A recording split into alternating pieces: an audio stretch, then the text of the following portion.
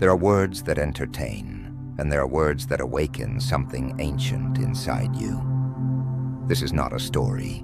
This is a return. You're about to step into the world of Jalal al-Din Muhammad Rumi, not just a poet, but a mystic whose words have traveled across centuries, languages, and cultures. 800 years have passed, and yet his voice still speaks, as if he were in the room with you. But Rumi did not write for the mind alone. He wrote to dismantle you, to strip away what is false until all that remains is what is eternal. This is 20 minutes of remembrance, of surrender, of truth. Not a lecture, a journey, one that does not take you outward, but deep inward, to the part of you that has never stopped listening. Rumi was born in 1207 in the city of Balkh, in present-day Afghanistan, a place of rich culture, scholarship, and trade. His early years were marked by both privilege and upheaval. His father, Baha'u'ddin Walad, was a respected theologian and mystic, but political instability and the threat of the Mongol invasions forced the family to flee westward.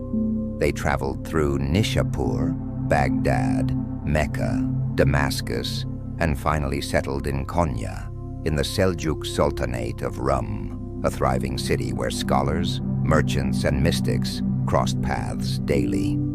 Konya was not just a political center, it was a spiritual crossroads, home to mosques, madrasas, caravanserais, and Sufi lodges. In this environment, Rumi rose quickly. By his 30s, he was a jurist, scholar, and preacher, well-versed in Islamic law, theology, and the Quran. Students traveled from far to study under him. But for all his learning, there was something missing, a dryness he could not name. He knew God through concepts, but not yet through fire. It was the year 1244 when a wandering mystic named Shams al-Tabrizi entered Konya. Shams was unlike anyone Rumi had ever met. He carried no scholarly credentials, no wealth, no following, but those who encountered him spoke of an intensity in his presence, a gaze that could undo you. Their first meeting is wrapped in legend. One account tells that Shams asked Rumi, "Who is greater, the Prophet Muhammad or the Sufi Bayazid Bastami?" For most scholars, this was dangerous territory. The safe answer was obvious. But Shams was not looking for orthodoxy. He was looking to strike through the intellect and into the heart. The question was a spark. The conversation that followed, hours long, was the lightning strike that split Rumi's life into before and after. Shams was not there to flatter him or debate him. He was there to burn him, to strip away the security of knowledge and leave only the raw need for God. Rumi later wrote of this kind of love, "The moment I first heard love, I gave up my soul, my heart, and my eyes." This was not romance. It was spiritual combustion. What unfolded between Rumi and Shams was not a conventional friendship. It was a collision of souls. Rumi once said, "I am only the house of your beloved, not the beloved herself." In Shams, he did not see a man.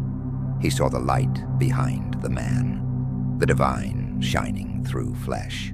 Shams became a mirror in which Rumi saw not only God but also himself, stripped of illusions. For months they were inseparable, speaking for hours in the gardens of Konya, walking through the bazaars lost in conversation, disappearing into nights of zikr, the Sufi remembrance of God. Students and townspeople grew suspicious. Whispers turned to resentment.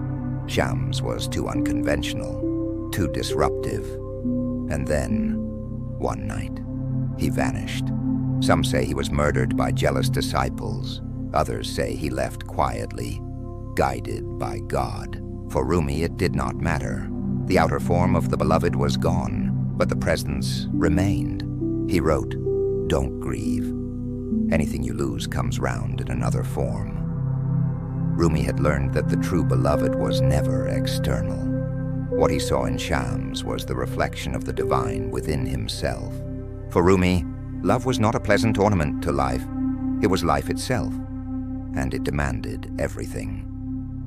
He wrote, "This is love, to fly toward a secret sky, to cause 100 veils to fall each moment, first to let go of life, finally to take a step without feet." To love in Rumi's universe is to burn, not in the sense of destruction for its own sake, but a refining fire that leaves nothing but truth. The ego, the masks, the false identities, all must be reduced to ash. When Rumi told his students, "Die before you die, and you will live forever," he meant it literally in the spiritual sense. The death was the death of the false self, the surrender of control, the letting go of every story we tell about who we are. What remains after that is not absence, it is presence. And this is why, in Rumi's poems, love is often fierce, even painful. It doesn't flatter you, it dismantles you. In the language of Sufism, it is fana, the annihilation of the self in the presence of the divine.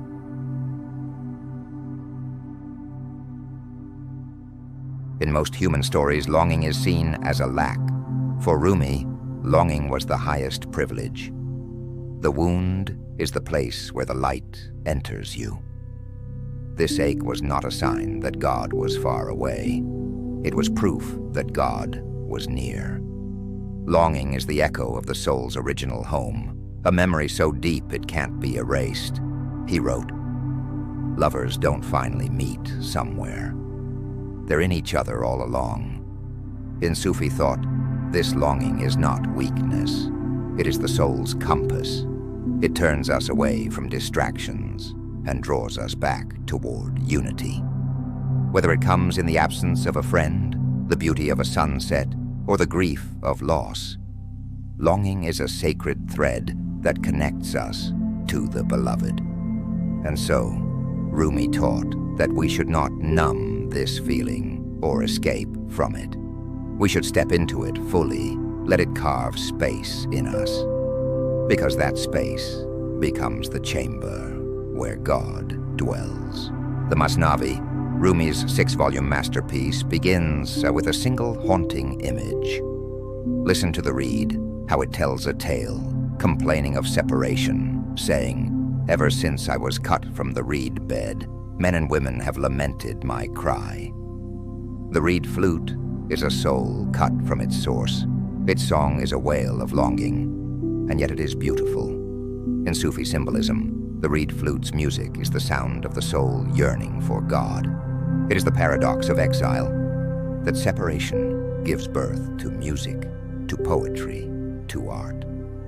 Rumi doesn't tell us to silence the flute. He asks us to put it to our lips and let it play. The cry of the reed reminds us we are not broken because we long because we remember. One of Rumi's most radical insights was that the journey to the beloved is not a journey at all. It's a remembering. I searched for God and found only myself. I searched for myself and found only God. In his vision, God is not a distant monarch in the heavens, but the very core of our being. The path is not measured in miles, but in the shedding of illusions. And so, every time we listen deeply, every time we enter stillness, we are not moving toward God. We are uncovering the truth that God was always here. Rumi's mysticism was never meant to stay on the page. It was a living, breathing path known as Sufism, the inward devotional dimension of Islam. Sufism is not a sect. It is a way of polishing the heart until it reflects only the divine light. The aim is not to escape the world, but to move through it with such awareness that every step, every breath, becomes a prayer. Rumi's most famous expression of this was the Sema, the whirling ceremony. Legend says it began when he was walking through the streets of Konya and heard the rhythmic hammering of a goldsmith. The sound struck him like revelation. Without thinking, he began to turn, slowly, then faster. One hand raised toward the sky to receive, the other turned downward to give. Eyes closed, heart open, disappearing into the movement. This was not performance, it was surrender. In the whirling, the self becomes the axis around which heaven and earth meet. The ego dissolves, only the beloved remains. But whirling was only one form of devotion. For Rumi, sweeping the floor with awareness was prayer. Listening to silence was prayer. Even grief, held in the heart without running from it, could be prayer. He wrote, "There are 1,000 ways to kneel and kiss the ground." The Masnavi is sometimes called the Quran in Persian, not because it repeats scripture, but because it weaves spiritual truths into the fabric of everyday life. Its stories are deceptively simple. A donkey and a parrot argue. A fool hides fire in his coat. A king switches places with a slave. At first they seem like fables, but there is no clear moral at the end. Rumi wasn't interested in giving you a tidy conclusion. He wanted the story to work on you in secret. He once said that beautiful poetry can be dangerous because it gives the illusion of understanding without transformation. But his poetry doesn't let you off that easily. It slips past the intellect and works directly on the heart. Each parable is like a seed. You may not understand it today or tomorrow, but one day, in the middle of joy or grief or silence, it will sprout. The disappearance of Shams was a turning point in Rumi's life. For months after, he searched, sending letters, traveling to Damascus. But Shams was nowhere to be found. This grief could have closed him. Instead, it broke him open. Rumi realized that Shams had never truly been outside of him. The light he saw in his friend was the same light burning in his own soul. Once he saw this, the need to cling to the outer form dissolved, and in that space, the poetry began to pour out. The Masnavi, the Divan-e Shams, tens of thousands of verses dictated to his students, often in moments of spontaneous ecstasy. His voice had changed. It was no longer the voice of a scholar speaking about God. It was the voice of a lover speaking as God, to God, and from God, all at once. Rumi's vision of reality was not built on division. It was built on unity. One of his most famous lines is simple, but devastating in its implications. Out beyond ideas of wrongdoing and right-doing, there is a field. I'll meet you there. This is not a place in the world. It is a state of being. In that field, there is no us and them, no higher and lower, no inner and outer. There is only one. To step into that field, the ego must dissolve. The illusion of separateness must fall away, not violently, but like snow melting into water, quietly becoming what it always was. In the Sufi tradition, this is fana, annihilation of the self, followed by baka, abiding in God. The wave remembers it is the ocean. Rumi warns us not to confuse form for essence. Religions, rituals, and names are all fingers pointing at the moon, but the moon is beyond them. The truth is not in the pointing, but in the seeing. The truth was a mirror in the hands of God. It fell and broke into pieces. Everyone took a piece and thought they had the whole. 8 centuries have passed since Rumi walked the streets of Konya, and yet his invitation has not aged. He does not demand belief. He does not insist on rituals. He only asks that we listen, not with the ears, but with the soul. He asks that we love fiercely enough to be undone, that we stop looking for God in distant heavens and start recognizing the beloved in the breath, in the silence between words, in the stranger's glance. He calls us to turn the ordinary into the sacred, to sweep the floor with devotion, to share bread with gratitude, to see our wounds as doorways.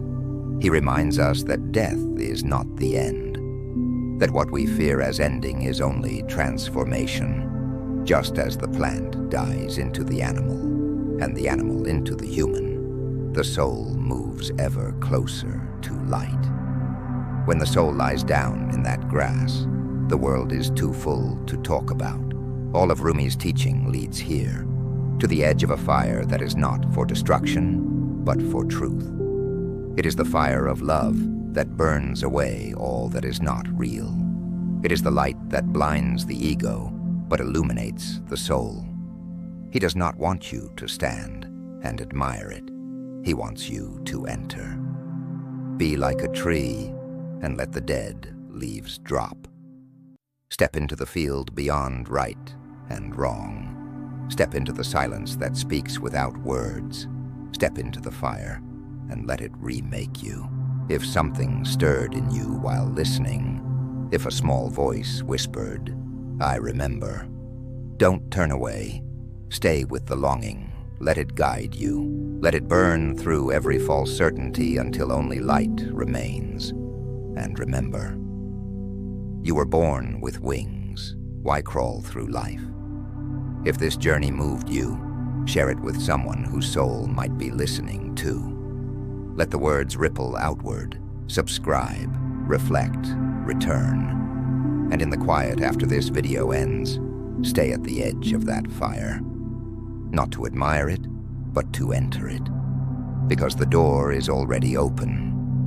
Rumi left it that way.